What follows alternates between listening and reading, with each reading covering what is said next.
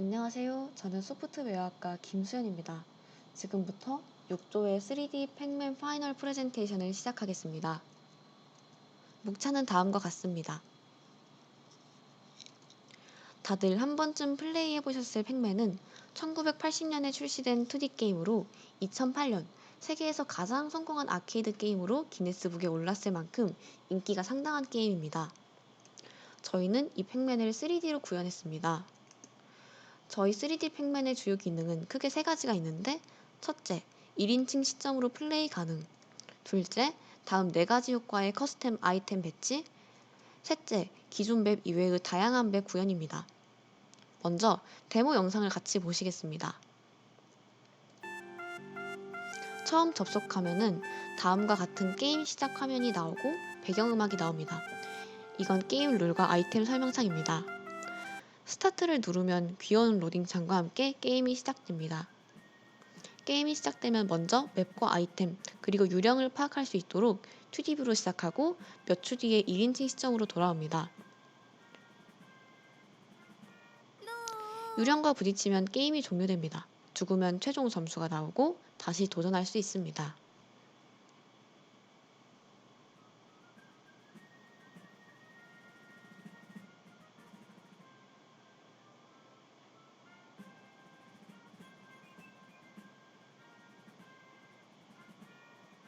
초록색 텔레포트를 이용하면 맵 내의 다른 텔레포트로 이동이 가능합니다.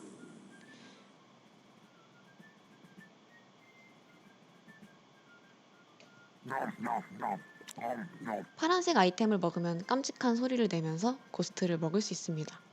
이런 기능들을 이용하며 열심히 팩닷을 먹으면 됩니다. 팩닷을 먹으면 10점, 유령을 먹으면 30점이 증가합니다.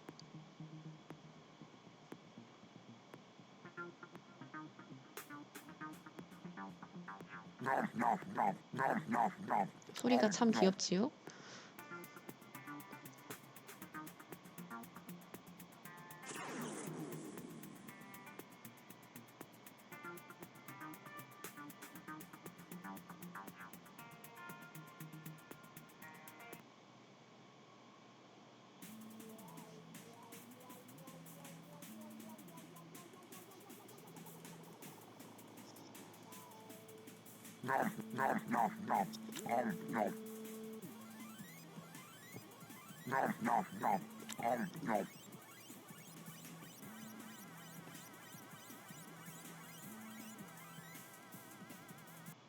이렇게 마지막 스테이지 깬다면 모든 스테이지의 점수를 합한 최종 화면을 보실 수 있습니다.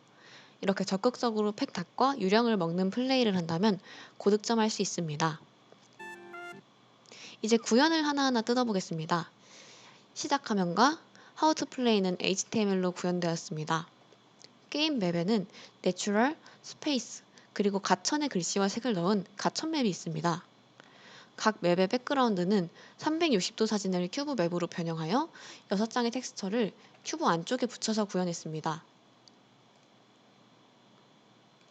가천 맵의 경우 구글 스트리트에서 가져온 비전타워 360도 사진을 활용했습니다. 맵의 땅과 벽은 모두 컬리전, 즉 충돌을 감지하고, 이는 저희가 만든 create wall 오브젝트 함수를 통해서 좌표와 색을 일일이 지정해서 만들었습니다. 또 아까 데모를 보시면서 눈치채셨을지 모르겠는데, 가장 바깥 외벽은 반투명하게 만들어서 개방감도 주고 전체적으로 감싸는 배경을 잘 볼 수 있도록 만들었습니다. 다음은 저희 게임의 구현 핵심인 캐논 JS에 대한 설명입니다. 먼저 캐논이 무엇이냐면 카메라 아니고요. 웹에서 사용될 수 있도록 만들어진 경량 3D 물리 엔진으로 3JS에서 쉽게 사용이 가능합니다.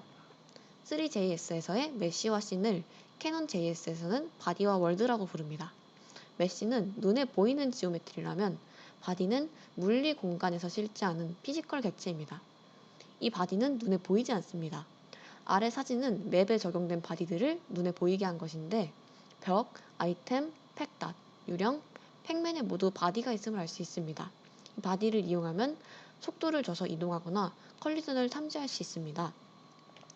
이렇게 골치 아픈 컬리전을 캐논 JS를 이용해서 쉽게 처리할 수 있었으나 예상치 못했던 문제가 두 개 있었습니다.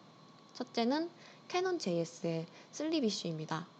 아이템과 팩맨이 만나서 컬리전이 생기면 아이템이 삭제되어야 하는데 아이템의 바디를 컬리전을 감지한 코드에서 바로 삭제하다 보니까 생기는 문제였습니다. 이는 삭제 큐를 따로 만들어서 월드 스텝에 따라 삭제를 진행하여 해결할 수 있었습니다. 둘째는 컬리전으로 발생한 물리적인 충격 문제였습니다. 팩닷은 3D 공간에서 팩맨의 시야 문제로 Y좌표가 팩맨의 중심보다 조금 아래에 위치했습니다.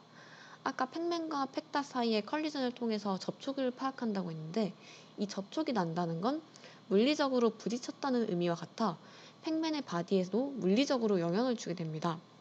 이런 영향들이 누적되면 팩맨이 뒤로 밀리거나 공중으로 떠올라서 공중에서 허공 납보하는 문제가 발생합니다. 즉, 피지컬 이펙트 없이 컬리전만 파악해야 하는 일의 필요성을 느끼게 됩니다. 이 문제는 생각보다 쉽게 해결할 수 있는데 팩맨의 바디를 두 개 만들어서 하나는 가속용, 하나는 컬리전 파악용으로 사용하는 것입니다.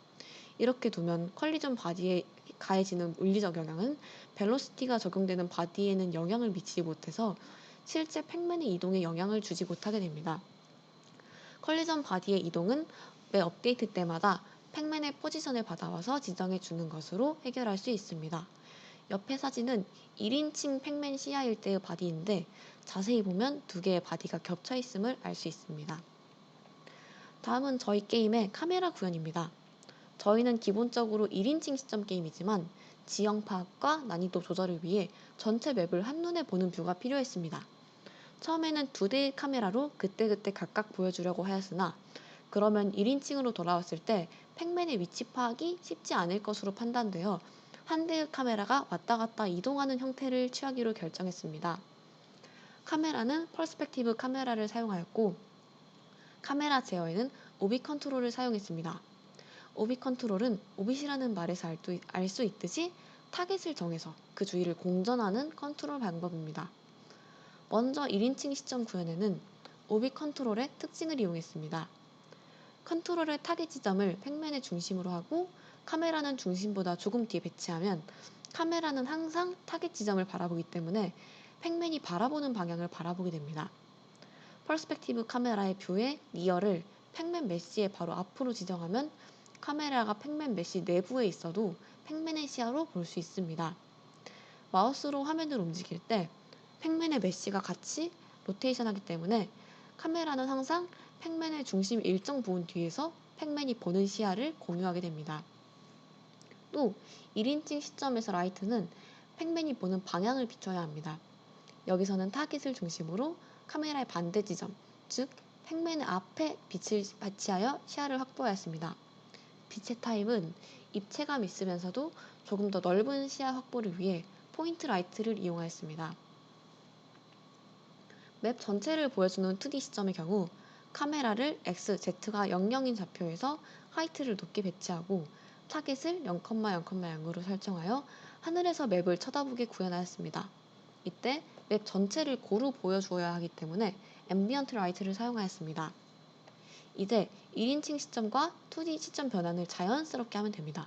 처음 생각한 방식은 1인칭일 때 카메라 정점과 3인칭일 때 카메라 정점을 잇는 직선의 방정식을 X축, Z축에 대해 구해서 Y축 값을 변경하며 XZ 값을 얻는 방법이었습니다. 근데 분명히 누군가가 이미 구현을 해놨을 것 같아서 찾아보니까 twin.js라는 오픈소스 라이브러리가 존재했습니다. 원리는 방금 말한 것과 비슷합니다. 그래서 twin.js를 이용하여 부드러운 카메라 무빙을 구현하였습니다. 다음은 유령 알고리즘 구현입니다. 기존 팩맨에는 4명의 유령이 있습니다. 그 전에 이 유령들의 이름과 성격이 있다는 사실 알고 계셨나요? 본래는 저희도 이를 따라 그대로 구현하려고 하였습니다. 그러나 저희 게임이 1인칭 게임이라 주변 파악이 불가능하고 이런 상황에서 유령이 팩맨을 따라온다면 난이도가 너무 어려워질 것 같아 유령에 페널티를 줘서 단순히 직진시키는 알고리즘으로 구현했습니다. 유령은 벽과 팩맨과만 부딪힙니다. 벽과 부딪혔을 땐 벽과의 컬리전을 상쇄시키기 위해 직진한 방향의 반대로 잠시 움직였다가 랜덤으로 선택한 방향으로 다시 직진합니다. 다음은 아이템 구현에 대한 설명입니다. 각 아이템 알고리즘을 구현한 후 setTimeout 함수를 이용해 아이템의 적용 시간을 정하였습니다. 빨간색 아이템은 키 변환 아이템입니다. 플래그를 이용해 구현하였습니다. 노란색 아이템은 팩맨 속도 변환 아이템입니다. 랜덤으로 구한 숫자를 이용해 스레스홀드 이상이면 속도를 키우고 아니면 줄입니다. 초록색 아이템은 팩맨의 크기를 키우는 아이템입니다. 지름을 50 정도 더 키우기 위해 좌표 값을 Y에 대해 50 정도 위로 다시 포지셔닝 하면서 메쉬와 바디 지름을 늘려줍니다. 파란색 아이템은 유령을 먹을 수 있게 하는 아이템입니다. 이 아이템 플래그가 false인 상황에서 유령을 만난다면 꼼짝없이 죽지만 true라면 유령이 죽고 유령은 10초 뒤에 부활합니다. 분홍색 아이템은 시점 변환 아이템입니다. 시점 변환 함수를 이용해 타겟과 카메라 위치를 재설정하면 카메라가 업데이트되면서 자연스럽게 시점이 변환됩니다. 이런 아이템들은 다음과 같이 수작업으로 배치한 팩닷의 위치 중 랜덤으로 나타나게 됩니다. 이렇게 구현 파트를 마치고 다음은 앞으로 기회가 되면 해볼 도전으로 남겨둔 퓨처워크입니다. 약간의 여유가 남아서 가능하다면 VR에서 게임을 구현해보고 싶었습니다. 그래서 시도한 결과인데 시점의 경우 다음과 같이 VR로 전환하는 것은 성공했습니다. 각각 오큘러스 퀘스트와 안드로이드를 통해 본 VR 시점입니다. 확실히 게임이 더 실감나고 더 풍부한 감각을 느낄 수 있었습니다. 그러나 VR에서 팩맨을 움직이거나 캐논 JS를 이용하는 데 문제가 있었고 그걸 해결하기에는 그렇게 길지 않은 시간이어서 나중에 시간적 여유가 생긴다면 다시 도전하기로 했습니다. 마지막으로 역할 분담입니다. 이 표에서 더 정확한 역할 분담과 저희의 스케줄을 확인하실 수 있습니다. 이 모든 코드는 깃허브에 올라와 있으며 아래 링크로 가신다면 직접 저희의 게임을 플레이해 보실 수 있습니다. 최고 점수에 도전해 보세요. 그런데 게임이 조금 무거울 수 있으니 내장 그래픽을 사용하는 노트북이라면 원활한 게임 플레이에 지장이 있을 수 있습니다. 저희의 모든 출처와 서드파티 라이선스는 리드미에 있습니다. 이상으로 6조의 발표를 마치겠습니다. 감사합니다.